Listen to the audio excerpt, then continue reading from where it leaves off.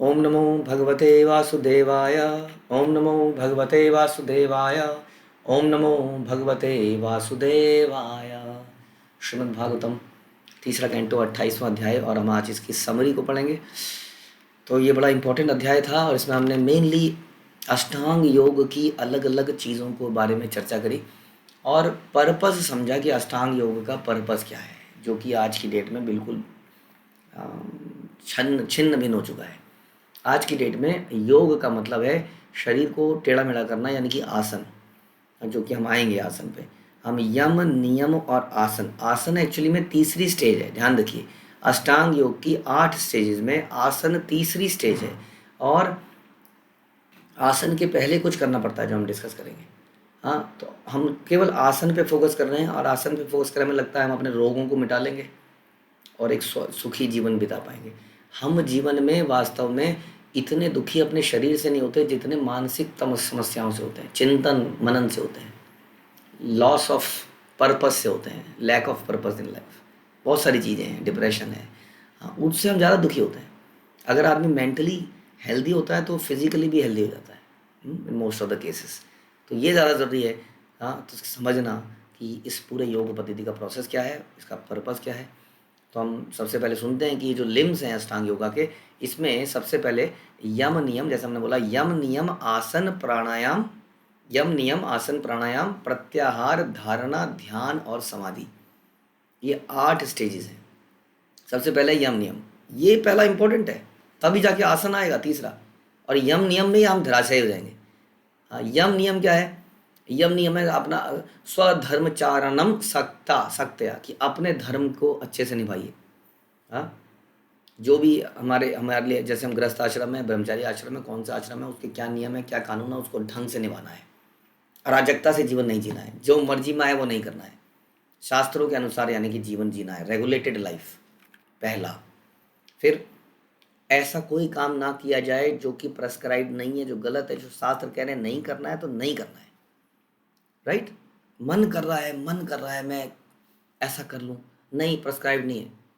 आपको समझना पड़ेगा क्या नियम है, किस तरफ किस वक्त खाना अलाउड है, किस वक्त खाना अलाउड नहीं, किस वक्त स्त्री पुरुष का संग हो सकता है, इवन पति पत्नी का, कब कब नहीं करना चाहिए, कब उठना चाहिए, कब नहीं सोना चाहिए। हाँ, बहुत सारी चीज़ें हैं। किस प्रकार नहाना चाहिए, नदियों में कैसे नहाना चाहिए, कुंडों में क्या, मतलब हर चीज़ का नियम है। तो जो नॉट प्रेस्क्राइब्ड है वो नहीं करना है। ये दूसरा और तीसरे चौथे श्लोक, दूसरे तीसरे चौथे श्लोक में सब कुछ लिखा है जो हम बता रहे हैं। जो हमें प्राप्त है भगवान की कृपा से, उसी में संतुष्ट रहने का प्रयास करना चाहिए। उसके बाद गुरु के चरणों की वर्शिप करनी चाहिए, worshipping the lotus feet of the spiritual master. ये आसन में आने से पहले का है ये सारी चीज़ें। हाँ, उसके बाद कन्वेंशनल रीति रिवाजों को ज़्यादा सोचना नहीं चाहिए, उसके बारे में त्याग देना चाहिए उसको, जो कि भगवान की तरफ नहीं ले जाने हैं। कुछ रीति रिवाज चले आ रहे हैं, पता नहीं क्या क्या, कभी कभी कुछ अंधविश्वास के कारण बन जाते हैं, is not taking us to Krishna, उनको छोड़ देना चाहिए। और ऐसी चीज़ों के प्रति अट्रैक्शन पैदा करना चाहिए जो हमें अल्टीमेटली भगवान के धाम में ले जाएंगे। खाना हमें बड़ा ही सोच समझ कर, नियमित रूप से, बड़ा ही लिमिटेड खाना चाहिए। जानवर की तरह खाना नहीं चाहिए, जानवर इतना खा जाता है उसको पता नहीं चलता है। हाँ, उसके बाद हमेशा एकांतवास करना चाहिए, यानी कि ऐसे लोगों के बीच में रहना चाहिए जो स्पिरिचुअल एनलाइटमेंट चाहते हैं। लेकिन क्या करें, लोग ऐसा भी नहीं चाहते आज की डेट में। हम ऐसे लोगों को देखते हैं जो स्पिरिचुअल प्रोसेस में आगे बढ़ रहे हैं, लेकिन भक्तों के बीच में नहीं रहना चाहते। क्यों? यहाँ पर गुटबाजी है। हाँ, जैसे दुनिया में गुटबाजी नहीं है, सारी दुनिया ही गुटबाजी में चल रही है, पॉलिटिकल पार्टीज ही गुटबाजी में चल रहे हैं। शास्त्र कह रहे हैं भक्तों के बीच में रहो। बहुत सारी समस्याएं आएंगी भक्तों के बीच में, ये तो शास्त्र ये भी कह रहे हैं आएंगी समस्याएं, लेकिन उसी में रहना चाहिए, ऐसा बताया जाता है। हाँ, उन्हीं के बीच में रहा जाए। नॉन वायलेंस के बारे में हम बहुत चर्चा करते हैं कि what is non violence. Non violence तो किसी को मन से तन से उसका अहित ना किया जाए और उसको कृष्ण के समीप ले जाने का प्रयास किया जाए, दिस नॉन वायलेंस। फिर हमेशा सत्य बोलना, सत्यता में रहना, ये हमेशा ध्यान रखना कि हम कृष्ण के दास हैं, ये सत्य है, इस सत्यता के अनुसार जीना, ट्रूथफुलनेस। और फिर बाकी सत्यता तो हाँ, क्या बोल रहा है उसके बारे में, ये सारे काम करने हैं आसन से पहले। ये प्रैक्टिस है, ये आप अपने खेत को तैयार कर रहे हो पहले। उसके बाद चोरी चकारी नहीं करनी है, बिल्कुल भी किसी दूसरे की चीज़ नहीं लेनी है। हमें जो भगवान ने दिया है बहुत है हमारे लिए, कहीं पड़ी भी हुई है तो देखना है कौन उसका मालिक है, हम नहीं है मालिक। मिल गई है, बाई चांस मिल ही गई है तो रख लिया जाए, भगवान की सेवा में लगा दिया जाए, दैट्स इट। केवल उतना ही पास में रखा जाए जितना जरूरी है, जरूरत से ज़्यादा एक्यूमुलेट ना करा जाए, क्योंकि वहाँ पर कलयुग का वास हो जाता है। ज़रूरत से ज़्यादा धन, ज़रूरत से ज़्यादा संपत्ति, ऑपुलेंस, वो रखना नहीं चाहिए। ये करना है पहले सेलिबेसी, हमेशा ब्रह्मचर्य का पालन करें। पति पत्नी भी ब्रह्मचर्य का पालन करते हैं, यदि वो शास्त्रों के अनुसार से संग करते हैं तो उसको ब्रह्मचर्य ही कहा जाता है। उसके बाद ऑस्टेरिटी, तपस्या करना। तपस्या बहुत तरह की हो सकती है, तो तपस्या करने के लिए हमेशा ईगर रहना, यानी कि स्वयं से कष्ट लेने के लिए ईगर रहना। उसके बाद क्लीनलीनेस, पवित्रता के नियमों का पालन करना, ये सारे काम करने होंगे। उसके बाद वैदिक शास्त्रों का अध्ययन करना, और भगवान की पूजा करना, और भगवान के विषय में ही बोलना, अदरवाइज चुप रहना। ये 18 चीज़ें करनी है, फिर जाके आपको आसन लगाना है। बताइए कौन लगाएगा आसन इसके बाद भारतवर्ष में? उसके बाद आते हैं आसन में। अब लगाना है आसन। आसन क्यों लगाया जा रहा है?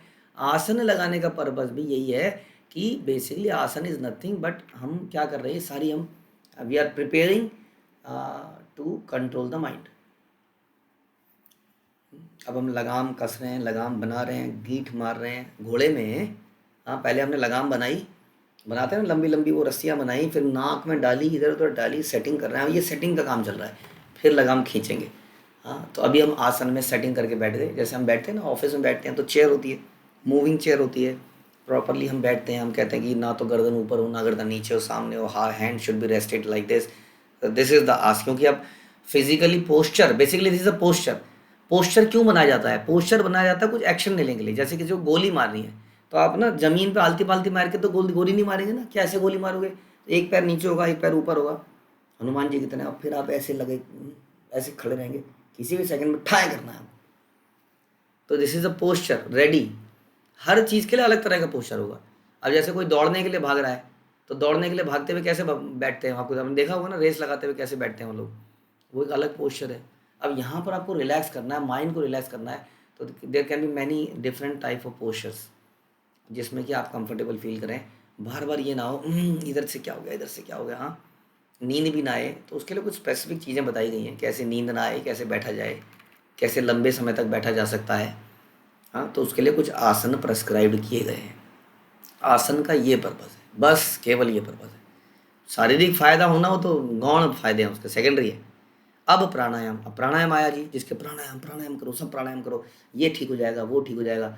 कुछ ठीक नहीं करना है प्राणायाम से। प्राणायाम से मन को कंट्रोल करना है। पहले आपने सांस को लिया ऊपर को, फिर यहाँ रोक लिया कुंभक, फिर नीचे। जैसे पानी ऐसे घूम रहा है, फिर आपने ऐसे घुमाया तो पानी रुक जाता है, उसका फ्लो बंद हो जाता है। तो माइंड का फ्लो चल रहा है ना एक तरफ को, अब माइंड के फ्लो को आपने रोका, दूसरी तरफ घुमाया तो माइंड का फ्लो ही रुक गया, ना तो इधर गया ना उधर गया। विचारों के फ्लो को रोकने के लिए आप प्राणायाम करते हैं, बहुत सिंपल लैंग्वेज में, और कोई पर्पज़ नहीं है प्राणायाम का। और इससे फ़ायदा इसलिए होता है क्योंकि हम एक्सेसिव सोच रहे होते हैं आजकल के जीवन में, बड़ी चिंता में रहते हैं अक्सर। हमारा दिमाग एक साथ 50 चीज़ें सोच रहा होता है, और स्ट्रेस में हम बीमार पड़ने लगते हैं। तो प्राणायाम से होता वही है कि मन के ये विचार थोड़े कम होने लगते हैं, तो आदमी को बेनिफिट होता है शारीरिक रूप से। लेकिन पर्पज़ कुछ और है जो आगे आगे आएगा। तो सिंपल, इसलिए हमने प्राणायाम किया। Breathing exercises, basically pranayama is breathing exercise, different kind of breathing exercises to calm down the mind. वाकई में अगर आपको लग रहा है, वैसे तो चैंटिंग करते हैं भक्त लोग, तो चैंटिंग कर लेते हैं, चैंटिंग करते हैं प्राणायाम हो जाता है, हमने चर्चा किया था, और भगवान का नाम भी हो जाता है। इससे आपका ब्रीदिंग प्रोसेस कंट्रोल हुआ, और माइंड धीरे धीरे स्टेबल हो जाता है, और भगवान के ध्यान में लग जाता है।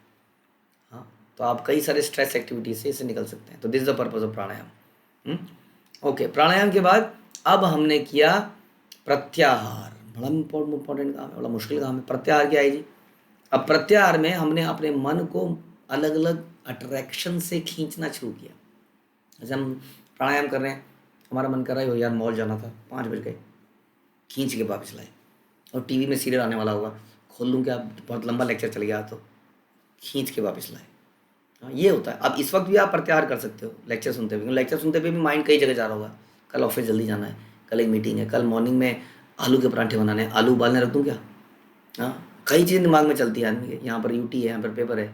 तो प्रत्याहार में हम मन को अलग अलग इंद्रिय विषयों से खींच के वापस लाते हैं। दैट इज कॉल्ड प्रत्याहार। और भी प्रत्याहार के मतलब हैं, लेकिन मेनली आप इसे ये समझिए कि सेंसेस को सेंस ऑब्जेक्ट से वापस खींचना इज प्रत्याहार।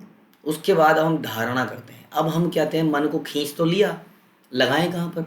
अब लगाने के लिए भगवान के ऊपर आप ध्यान लगाना शुरू कर रहे हैं। तो भगवान को धारण किया, कहते हैं किसी चक्र के ऊपर ध्यान लगाया, लेकिन वास्तव में ध्यान विष्णु के फॉर्म पे लगाया। अभी फॉर्म के अलग अलग रूपों को नहीं देखा है, मतलब कि किसी आदमी के पैर होते हैं, हाथ होते हैं, बैली होता है, मुंह होता है, उसको नहीं देख के कंप्लीट फॉर्म पे अभी हमने रोका हुआ है अपने आप को, फोकस नहीं किया अभी भगवान पे धारण किया है, समझ लीजिए भगवान को धारण किया हमने, फोकस नहीं किया अभी। अब जो है धारणा के बाद ध्यान में हमने फोकस करना शुरू किया। अब ध्यान में हमने एक एक लिम्ब पे फोकस किया, जो कि आगे हम चर्चा करेंगे अभी, कि भगवान के चरण ऐसे हैं, वो चरणों के ऊपर जाएंगे, चरणों के नीचे को निशान है, उसके ऊपर ये है, उसके ऊपर ये, ऊपर ये, ऊपर ऐसे ऐसे करके ध्यान लगा लगा के हम उस ध्यान में इतना डूब जाएंगे कि दुनिया को भूल जाएंगे। इसको कहते हैं समाधि। बस बड़ा सिंपल प्रोसेस है समझने में, और इसकी बड़ी डिटेलिंग करी गई है पूरे चैप्टर में, इसकी बड़ी डिटेलिंग करी गई है। फिर भगवान के फॉर्म के एक एक चीज़ के ऊपर डिस्कशन किया गया। 13वें श्लोक से 18वें में, फिर 19 से लेकर 33 में केवल भगवान के अलग अलग चीज़ों के बारे में बताया गया और कुछ नहीं बताया गया इस पूरे चैप्टर में। हाँ, ये पूरा चैप्टर इसी में डूबा हुआ है कि कैसे भगवान को देखें। उनके अलग अलग अंगों में ये है, उनके चरण में फॉर एग्जांपल उनके चरणों को पहले देखें, उनके चरणों में वज्र, अंकुश, ध्वजा, कमल चिन्ह है। हाँ, सुंदर मणिक से उनके नाखून हैं, नाखून एकदम चमकते हैं जैसे मोती लगे हो नाखूनों में। हाँ, बिल्कुल बढ़िया बढ़िया। हमारे नाखून में कई बार वाइट सा आ जाता है ना, बेढंगे से नाखून होते हैं, एकदम ज़बरदस्त उनके नाखून हैं, बड़े सुंदर लगते हैं। उनके चरणों को भगवान शिव जी जो है अपने सर पे धारण करते हैं। बहुत कुछ चरणों के विषय डिस्कशन आता है कि कैसे देवता लोग सब लोग उनके चरणों को ही ध्यान करते हैं। फिर उनकी जंघाओं का चर्चा करते हैं कि वो जंघाएं जब गरुड़ देव पे भगवान बैठते हैं तो जंघाएं बड़ी सुंदर से लगती हैं, सुशोभित लगती हैं। कैसे भगवान जांघों के ऊपर करधनी पहनते हैं और उनका जो कमर का स्थल है वो पतला है, हाँ, लेकिन सॉलिड है। हाँ, और वहाँ पर सुंदर भगवान के आभूषण लटक रहे हैं, पीताम्बरी चमक रही है एकदम ज़बरदस्त तरीके से। तो ये जांग के से रिलेटेड चीज़ें हमने ध्यान किया। हाँ, फिर उसकी नाभि का हम नाभि में गए, वो नाभि कितनी सुंदर है, गहरी नाभि है, और वही वो नाभि है जो कि ब्रह्मा जी के जन्म का स्रोत बनती है। इस प्रकार से भगवान के चेस्ट स्थल पे जाते हैं। चेस्ट स्थल में कैसे श्रीवत्स के निशान है, सफ़ेद बालों का एक सुंदर सा गुच्छा है जो बड़ा सुंदर है, लक्ष्मी जी जहाँ निवास करती हैं। फिर कौस्तुभ मणि वो धारण करते हैं उसी चेस्ट में, जो कि अद्भुत है, जो कहीं और मिल नहीं सकती है, वो सुंदर लगती है। कौस्तुभ मणि सुंदर लगती है उनके चेस्ट में। उनकी गर्दन एकदम ज़बरदस्त सुराहीदार गर्दन, लंबी सी गर्दन है। उसके बाद उनके हाथों में सुदर्शन, हाथों में चक्र, गदा, पद्म इत्यादि ये सब चीज़ें उन्होंने हाथों में धारण किया हुआ है। ये सारे आयुध हैं, उस पर फोकस करते हैं। एक एक चीज़ पर कौन कौन से उनके अस्त्र हैं, शस्त्र हैं। उनकी माला है जो कि अलग अलग वन फूलों से भरी पड़ी है, वैजंती माला है, मल्टीपल फ्लावर्स है, मल्टीपल कलर के, मल्टीपल रंगों के और खुशबुओं के। उसके ऊपर भंवरे निरंतर मंडराते रहते हैं क्योंकि एकदम स्वच्छ रहती है हमेशा। तो इस प्रकार उनके ऊपर, उनके मुखमंडल में उनके कान हैं, उनके कानों में सुंदर मकराकत कुंडल जो हैं लटक रहे हैं।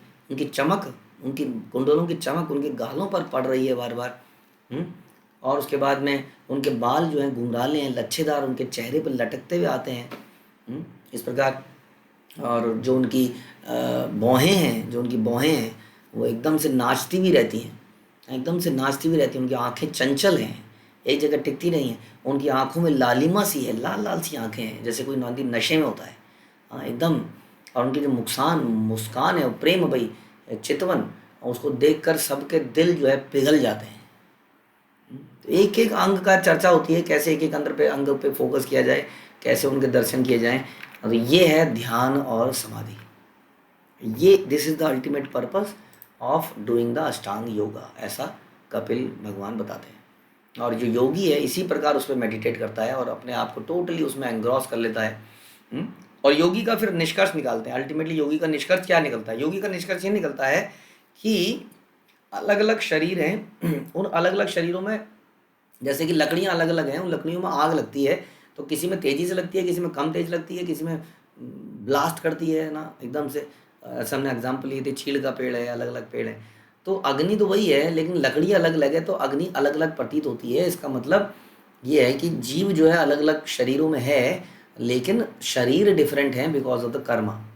बट वो जीव शक्ति अलग है इनसे और भगवान अलग है। जैसे अग्नि अलग है, अग्नि अपने आप में अलग है उस लकड़ी से, इस तरह से भगवान एक अलग एंटिटी है, जीव एक अलग एंटिटी है, और ये जीव भगवान का नित्य दास है। और ये जो लकड़ियां हैं ये प्रकृति, यानी कि शरीर तो प्रकृति है, जीव प्रकृति नहीं है।